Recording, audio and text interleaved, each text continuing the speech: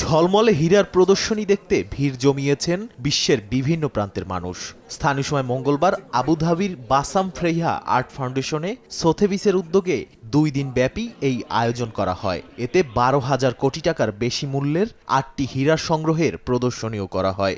সবচেয়ে আলোচিত Mediterranean blue নামের একটি 10.3 ক্যারেটের নীল হীরা, যার দামই 2,000 কোটি টাকার বেশি। এই হীরাটিকে বিশ্বের অন্যতম গুরুত্বপূর্ণ নীল হীরা বলে অভিহিত করেছে সোথেবিস।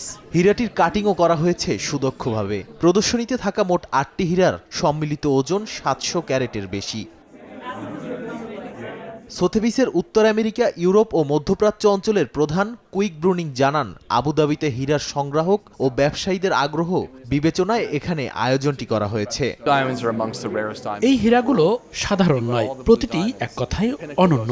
আবুধাবিতে এমন অনেক সংগ্রাহক আছেন যারা এই মানের এবং এই রকম দুর্লভ হীরা কিনতে প্রস্তুত আছেন।